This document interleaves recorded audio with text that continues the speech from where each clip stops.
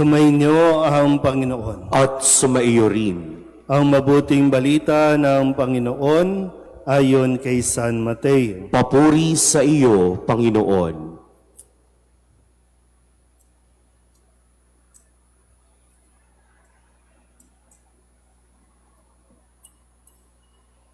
Noong panahong iyon, isinama ni Jesus si Pedro at ang magkapatid na Santiago at Juan, at sila'y umakyat sa isang mataas na bundok. Samantalang sila'y naroon, nakita nilang nagbagong anyo si Jesus. Nagliwanag na parang araw ang kanyang mukha at pumuting parang busilak ang kanyang damit. Nakita na lamang at sukat ng tatlong alagad, sina Moises at Elias, na nakikipag-usap kay Jesus. Kaya't sinabi ni Pedro kay Jesus, Panginoon, mabuti pa'y dumito na tayo. Kung ibig ninyo, gagawa ako ng 3 kubol, isa sa inyo, isa kay Moises, at isa kay Elias. Nagsasalita pa siya nang liliman sila ng isang maningning na ulap, at mula rito'y may tinig na nagsabi, ito ang minamahal kong anak na lubos kong kinalulugdan. Pakinggan ninyo siya. Ang mga alagad ay natakot ng gayon na lamang nang marinig nila ang tinig at sila'y napasubasom. Ngunit nilapitan sila ni Jesus at hinipo. Tumindig kayo, sabi niya. Huwag kayong matakot. At nang tumingin sila, ay wala silang nakita kundi si Jesus.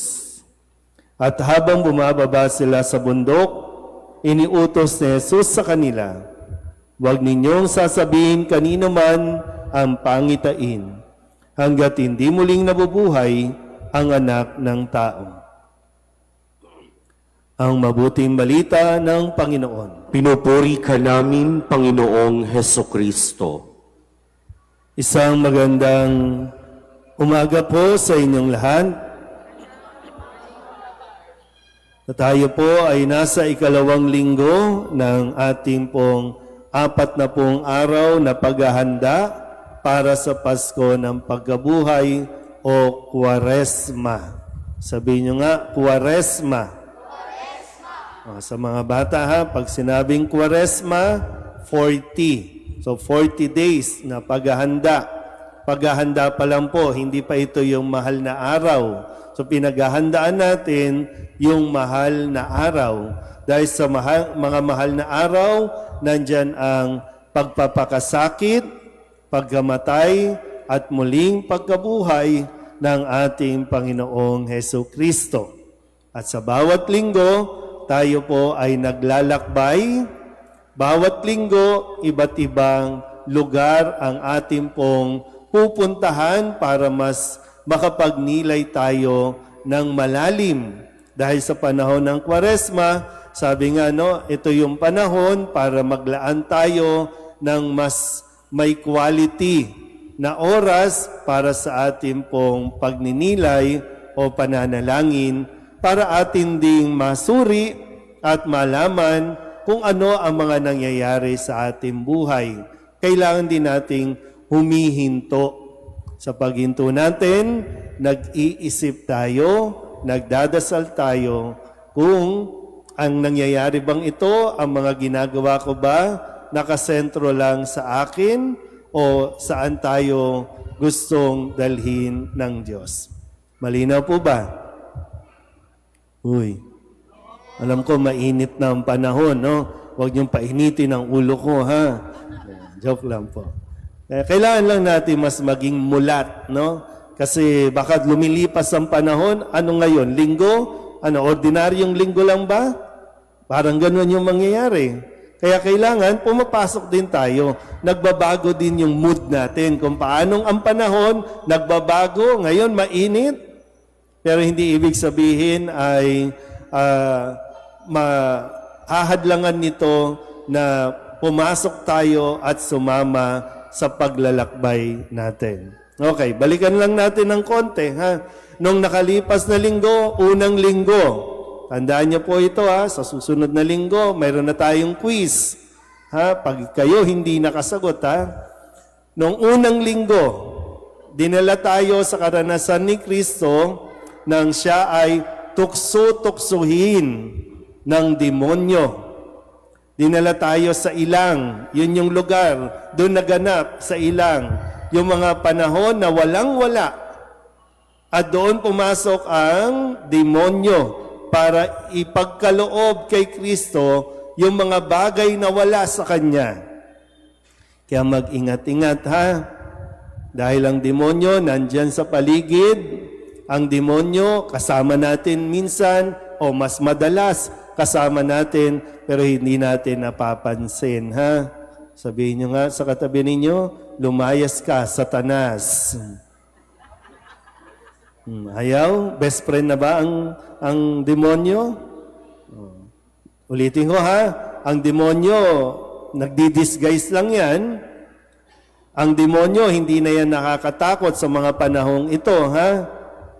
Pero dun nga po, no, sa ilang, tinukso si Kristo, lahat tayo nakakaranas ng panunukso. Kaya ipinapakita paano mapaglalabanan ang bawat tukso. Paano nalabanan ni Kristo? Hindi niya tinanggap ang iniaalok sa Kanya at lalong-lalo na ginamit ni Kristo salita ng Diyos. Kaya kaya din natin na kaya ni Kristo ipinakita sa atin, ibig sabihin, kaya din natin. Kaya mo yan. Sabihin nyo nga sa katabi ninyo, kaya mo yan. Pag may nag-aalok na sa inyo na mag-inuman tayo, kaya mong tumanggi. Ha? Kaya mo yan. Kung iinom ka rin lang, naku, yayain mo yung asawa mo, kayong dalawa mag-inuman. Para mas banding pa kayo.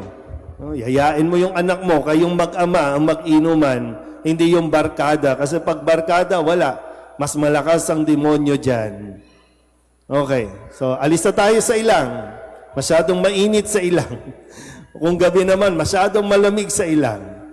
Ngayon, sabi sa ikalawang linggo, nagpunta si Kristo sa bundok. Saan nagpunta? Ha? Bundok. Buhay na buhay, ha? Sige po, no? Ngayon, nasa bundok. At dito, sabi, tandaan niyo mabuti, ha? Isinama niya ang mga alagad para maranasan o iparanas sa mga alagad ang kaningningan, kalawalhatian ng pagka-Diyos ni Kristo at iparinig sa mga alagad ang kanyang pagkakakilanlan. Sino ba si Kristo? Dahil eventually, ang mga alagad na ito ang magpapakilala sa mga tao tungkol kay Kristo. At ang karanasan nila kay Kristo, yun ang kanilang ibabahagi sa mga taong kanila pong pagpapahayagan. Kaya nga sabi sa dulong bahagi, di ba? Huwag niyo munang sasabihin hanggat hindi natutupad ang pangitaing ito. Hanggat hindi nabubuhay ang anak ng tao. So nangyari ang lahat, kaya ngayon, napapakinggan natin ang karanasang ito. Nakuha pa po ba? Uy. Yan. Kaya, sa bawat paglalakbay natin, sa bawat pagdalo ninyo ng misa, inaasahan din yung misyon na atin pong gagampanan. Naranasan mo ba si Kristo sa pagdalo sa misa? Narinig mo ba ang salita na ibinigay ni Kristo sa misa?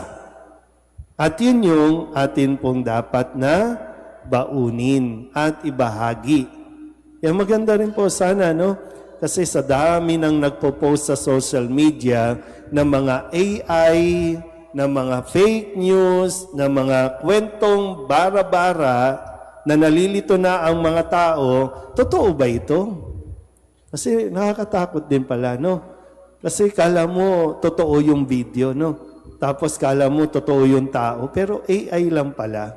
So ang daming pwedeng lokohin, kahit ikaw mismo, pwede kang gayahin. Na hindi naman talaga ikaw. Kaya mag-ingat-ingat kayo ha. Baka mamaya may mag-post sa asawa mo. Hindi naman pala yung asawa mo. Ginamit lang yung mukha ng asawa mo. Tapos inaway-away mo na. O kung sino man tao na hinuhusgahan natin agad. Suriin ng mabuti ha. So ngayon, sa paglalakbay, sa pag-akyat sa bundok, mahihirapan tayo kung marami tayong mga dala-dala. Sino bang mga nakapag-hiking na dito? Yung mga nakaakyat na sa bundok. Ang dami dito. Ang lungkot ng buhay, no? Kasi mahirap naman talaga umakyat sa bundok. Kasi, no, unang-una, comfort zone natin. Unang-una, may iiwanan tayo dapat. At dahil natatakot tayo, paano na sila kapag umalis ako? Yun yung una eh. Paano sila pag umalis ako? Pero baka lang po kasi, no, tinatawagan din tayo ng Diyos o tinatawag tayo ng Diyos, lisanin, iwan ang isang karanasan nang sa ganon, mas lumago tayo. Makakuha po ba? Uy, bulaga. Di ba? Tingnan nyo, sa unang pagbasa, si Abram, sa aklat ng Genesis, tinawag ng Panginoon. Ang sabi niya, lisanin mo ang iyong bayan. Pumunta ka sa bayan kung saan kita papupuntahin. At doon, mas pagpapalain kita. Blessed naman na si Abram. Mayroon siyang lupain, marami siyang ari-arian, pero pinapaiwan iyon ng Diyos. Hindi madali yun, pero nagtiwala si Abraham kung kaya mas higit pa ang kanyang naranasang pagpapala dahil sa pagsunod sa Diyos. Sa Ebanghelyo, sinasabi din sa atin, pakinggan ninyo siya. Ngayon, isinasama din tayo ni Kristo. Gusto niya tayong isama para maranasan din natin yung pinaka-aasam-asam natin, yung minsan yung wala ka nang hihingiin ba? Wala ka nang hihilingin? Yung magkakaroon ka ng sense of contentment na okay na ito. Doon ka gustong dalhin ng Diyos. Kaya lang, yun nga, sabi ko kanina, ano bang pumipigil sa iyo para humakbang ka? Ano bang pumipigil sa iyo para sumama ka kay Kristo? Kasi ibig sabihin, no? Tinatawag ka ni Kristo, iwan mo na yung galit, iwan mo na yung sama ng loob, iwan mo na yung mga masasakit na naranasan mo. Pwedeng sa pamilya, sa magulang, pwedeng sa trabaho, pwede rin sa love life, na hanggang ngayon dala-dala mo yung sakit. Tinaktan ka, niloko ka, iwan mo na yan para maka-move forward ka na. Para mas makita mo yung saya at sarap ng buhay. Kaya nga sabi dito, di ba, nung makita ng mga alagad, Lord, dito na lang tayo, Lord. Pero hindi pa kasi yun eh. Ipinakita pa lang sa kanila. Marami pang kailangan iwan ang mga alagad bago sila tuluyang makarating sa ganong karanasan. At aabutin din natin yon. Kakayanin din natin. Kailangan lang talagang magdesisyon ka. Mahirap, maraming dala-dala sa buhay. Ang bigat. No? At dahil mabigat, hindi natin napapansin, tayo mismo nagiging pabigat sa ibang tao. Dahil sa mga baggages natin sa buhay. Kaya hindi mo makukuha yung saya na deserve mong maramdaman o maranasan. Lalo na yung sama ng loob, yung galit, iwan mo. Para na sa ganon, maging genuine yung saya at ngiti mo na naibibigay o ipinapakita sa mga tao.